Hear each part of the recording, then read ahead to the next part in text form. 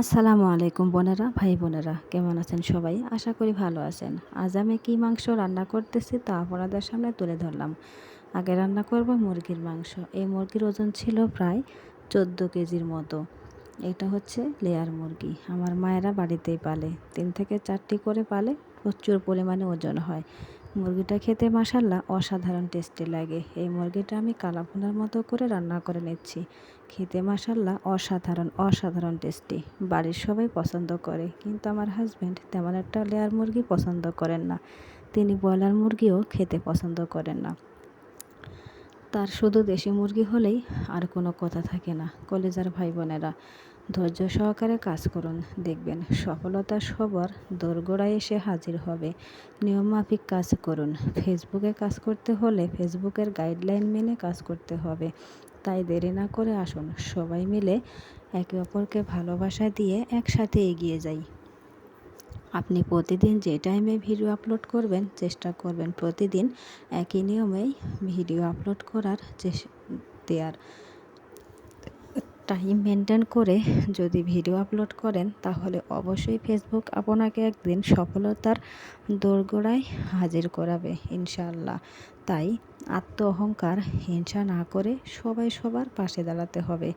বিশেষ করে ছোটরা ছোটদের পাশে থাকতে হবে। বড়রা কিন্তু ছোটদের পাশে থাকে না।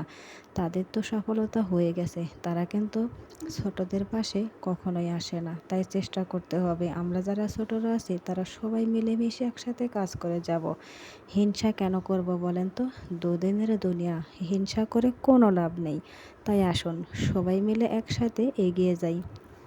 কথার মাঝে ভুল হয়ে থাকলে অবশ্যই ক্ষমা দৃষ্টিতে দেখবেন।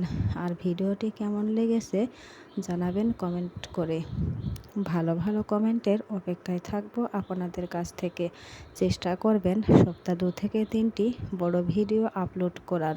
যাদের 1000 ফলোয়ার হয়ে গেছে কি 1 মাস হয়ে গেছে পেজ খোলা, তারা অবশ্যই লাইভ করার চেষ্টা করবেন। যদিও আমি ঠিকমতো এটা মেনটেন করতে পারি না, তারপরেও চেষ্টা করি কিন্তু সপ্তাহে একটা হলো বড় ভিডিও আপলোড করার, আর একদিন হলো লাইভ করার।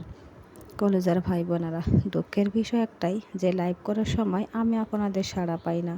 এটাই সবচাইতে দুঃখের বিষয়। আসুন একসাথে সবাই মিলে কাজ করে এগিয়ে যাই, তাহলে দেখবেন আল্লাহ তাআলা একদিন আমাদের সবার আশা পূর্ণ করে দিবেন। আপনাদের দোয়া এবং ভালোবাসা পেয়ে আমি অনেক দূর এগিয়ে গেছি।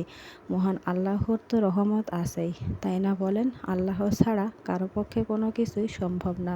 তাই আল্লাহর ওপর ভরসা রেখে কাজ করে এগিয়ে যাবেন, দেখবেন ইনশাআল্লাহ সফলতা আসবেই আসবে। আমার মতো মহান আল্লাহ চেয়েছে আর আপনাদের ভালোবাসা, আর আমি ফেসবুকের গাইডলাইন মেনে কাজ করে যাচ্ছি, সেজন্য সফলতা পেয়ে গেছি। তাই সবার জন্য রইল আমার পক্ষ থেকে ভালো।